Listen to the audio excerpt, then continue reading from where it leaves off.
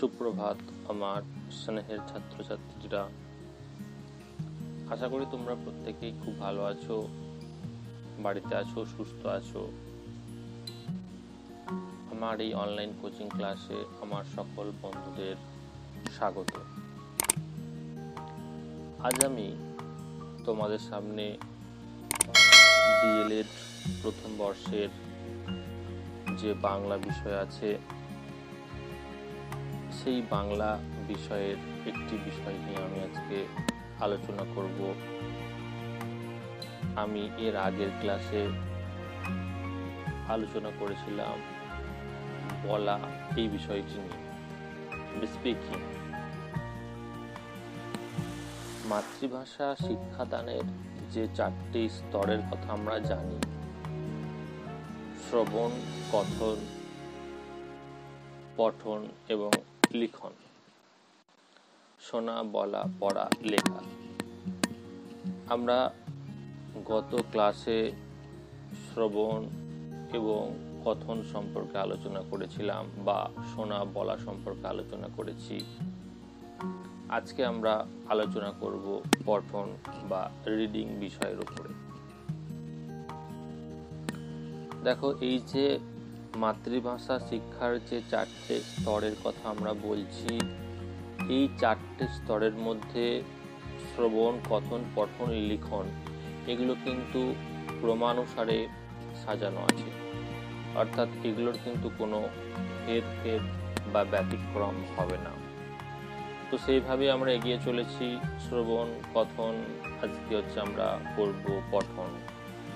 পঠন যাকে ইংরেজিতে আমরা বলি রিডিং। তো প্রথমে আমাদের জানতে হবে যে পঠন কি বা পঠনের প্রয়োজনীয়তা কি আছে। আমাদের ব্যক্তি মনোভাব প্রকাশের জন্য কিসের প্রয়োজন হয় না ভাষার প্রয়োজন হয়। এই ভাষার 2টি রূপ আমরা লক্ষ্য করে থাকি, এক হচ্ছে লিখিত রূপ আর একটা হচ্ছে মৌখিক রূপ। প্রথমে একটি শিশু ভাষার সঙ্গে পরিচিত হয়, এরপরে আস্তে আস্তে সে শেখে। ভাষার লিখিত রূপটি উপলব্ধি করে তার অর্থ বুঝতে পারাই হলো পঠনের উদ্দেশ্য। মাইকেল ওয়েস্ট বলেছেন, reading is the process of sight, sound, sense. অর্থাৎ পঠন হলো ধ্বনি ও দৃশ্যের সঙ্গে অর্থ উপলব্ধির মিলিত প্রক্রিয়া। তাহলে তোমরা বুঝতে পারছো যে পঠনের কি প্রয়োজনীয়তা আছে। অর্থাৎ আমরা যদি পড়তে না পারি তাহলে আমাদের কি যে ভাষা শিক্ষা, সেই ভাষা শিক্ষা কিন্তু সম্পূর্ণ হবে না, পরিপূর্ণ রূপ পাবে না। তাই কোনো একটা বিষয়কে পড়ে সেখান থেকে অর্থ উপলব্ধি করতে আমাদের জানতে হবে, বিষয়টার সঙ্গে একাত্ম হতে হবে। যদি শব্দের অর্থ আমরা বুঝতে না পারি, যদি বাক্যের অর্থ আমরা বুঝতে না পারি, তাহলে আমাদের পঠনের কিন্তু কোনো যথার্থতা থাকবে না। তাই আমাদের পঠন সম্পর্কে অধিক জ্ঞানের প্রয়োজন আছে, বিস্তারিতভাবে আমাদের পঠন সম্পর্কে জানতে হবে। তো চলো এখন আমরা জানি যে পঠনকে আমরা সাধারণত কয়টি ভাগে ভাগ করতে পারি। দেখো, পঠনকে আমরা সাধারণত 2টি ভাগে ভাগ করতে পারি।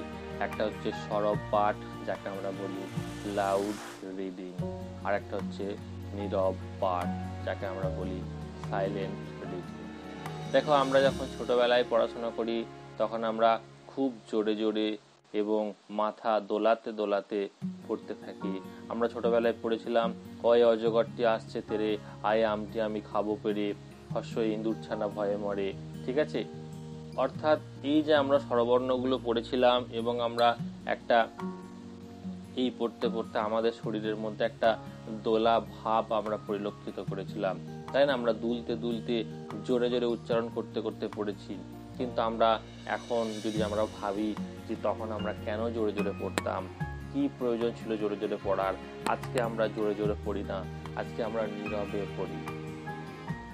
তাহলে এই দুটো বিষয়ের মধ্যে পড়ার যে পার্থক্য সেইটা কেন হচ্ছে সেটা আমরা বিস্তারিতভাবে জানতে পারবো। তাহলে প্রথমে আমরা শুরু করছি না সরব পাঠ। দেখো, সরব পাঠ এবং নীরব পাঠ দুটোই কিন্তু আমাদের প্রয়োজন আছে, কিন্তু কোথায় সরব পাঠের প্রয়োজন আছে, কোথায় নীরব পাঠের প্রয়োজন আছে, সেই সম্পর্কে আমাদের বিস্তারিত জ্ঞান থাকা প্রয়োজন। তাই প্রথমে আমরা আসছি সরব পাঠ বা লাউড রিডিং। সরব পাঠ কাকে বলে না সরব। দেখো, এই শব্দটাকে যদি আমরা ভাঙি তাহলেই বুঝতে পারবো স যুক্ত রব, অর্থাৎ যে পড়াতে রব আছে, যে পড়াতে রব আছে তাকে আমরা কি বলবো সরব পাঠ। অর্থাৎ আরো পরিষ্কার করে বললে বুঝতে পারবো না জোরে জোরে পড়া। ঠিক আছে, তাহলে সরব পাঠ কি হলো না যে পাঠ আমরা জোরে জোরে পড়ি তাকে আমরা বলছি সরব পাঠ।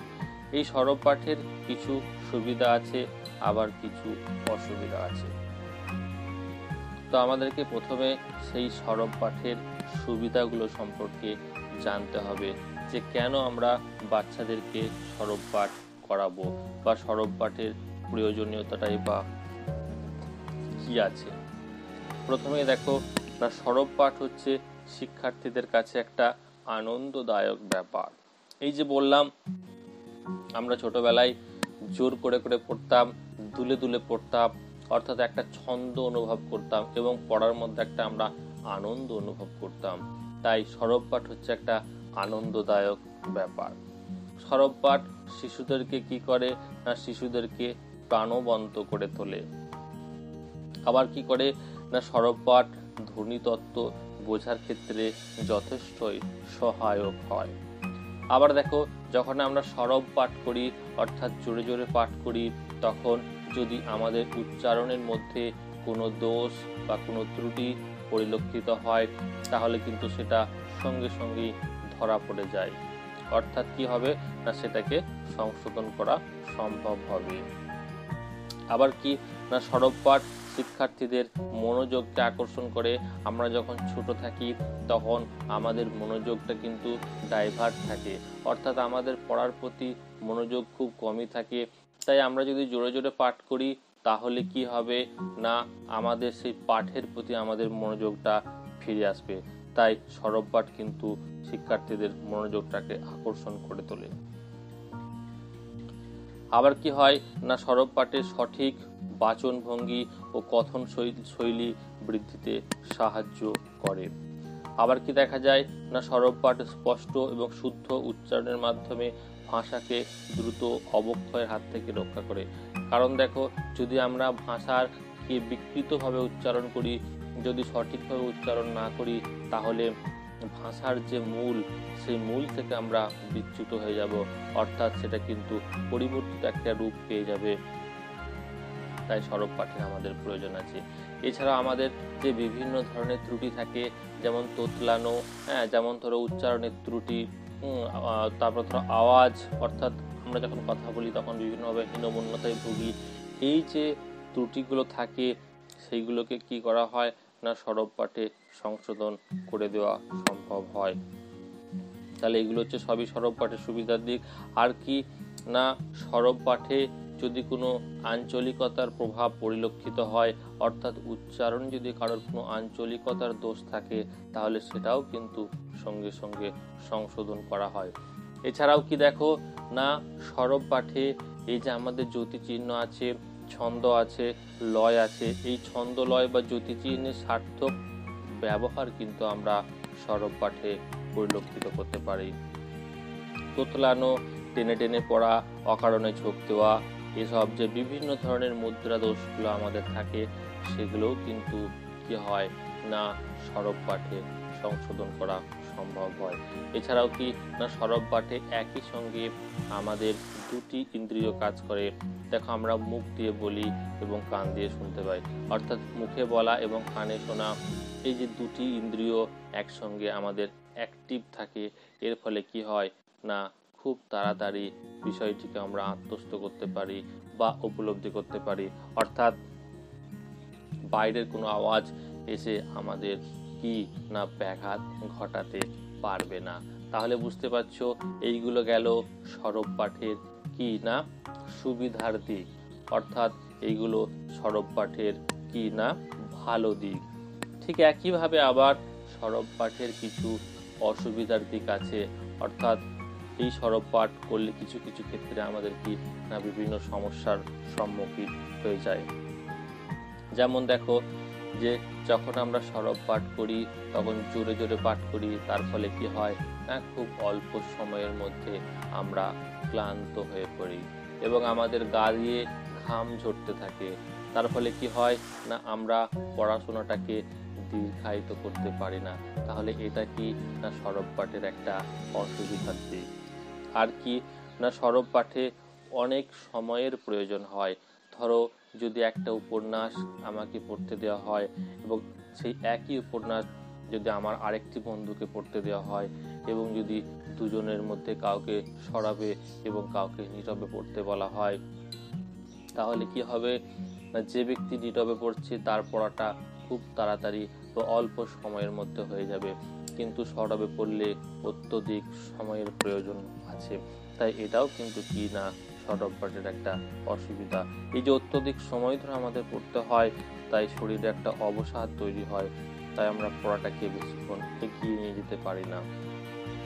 আবার দেখো যখন আমরা স্কুলে থাকি বা আমরা ছাত্রাবাসে থাকি, তখন যদি আমরা জোরে জোরে পড়ি তাহলে আমার পাশের যে বন্ধু আছে সেই বন্ধুর পড়াশোনার ক্ষেত্রে কি হবে না ব্যাঘাত ঘটবে।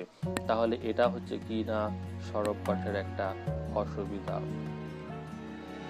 আবার কি অনেক সময় দেখা যায় যে যদি আমরা হইচই হয় সকলে একসঙ্গে পড়ি, তাহলে সেই হইচই বা গোলমালের মধ্যে ভুল উচ্চারণ ধরাটা কিন্তু অনেক সময় কষ্টসাধ্য হয়ে দাঁড়ায়। আবার কি না গল্প, উপন্যাস, জ্ঞান বিজ্ঞানের জটিল বিষয় যা সরব পাঠে মোটেই উপলব্ধি হয় না, অর্থাৎ যেখানে অত্যধিক মনোযোগের প্রয়োজন হয়, অর্থাৎ বিজ্ঞান মনস্ক কোনো পাঠ বা কোনো গল্প বা কোনো উপন্যাস যখন আমরা পড়ি সেখানে কিন্তু সবসময় নীরব পাঠের প্রয়োজন হয়, সেক্ষেত্রে সরব পাঠ মোটেই উপলব্ধি হয় না। তাহলে এটাও গেল কি না সরব পাঠের একটা অসুবিধার দিক। সরব পাঠের সময় পাঠকের দৃষ্টি থাকে উচ্চারণ, জ্যোতিচিহ্ন প্রভৃতি বাহ্যিক বিষয়ের প্রতি, ফলে বিষয়বস্তুর মর্ম গ্রহণে শিশুর অসুবিধা হতে পারে। অর্থাৎ কি বোঝা যাচ্ছে না যখন আমরা সরব পাঠ করি তখন আমাদের জ্যোতিচিহ্নের উপরই অত্যধিক পরিমাণে আমরা সতর্ক থাকি, তাই বিষয়ের আভ্যন্তরীণ যে অর্থ আছে, বক্তব্যের যে অর্থ আছে, সেই বিষয়ের প্রতি কিন্তু আমাদের অনেকটা কি হয়ে যায় না আমরা মর্ম গ্রহণে অসুবিধা হয়ে যায়। আবার কি দেখা যায় না সরব পাঠে অনেক সময় শিক্ষার্থীদের মনোযোগ সব সময় নাও থাকতে পারে, তার ক্ষেত্রেও আমাদের সরব পাঠ আমাদের কাছে কি না কার্যকরী হয়ে ওঠে না। এইগুলো গেল কি না সরব পাঠের অসুবিধার দিক। বোঝা গেছে?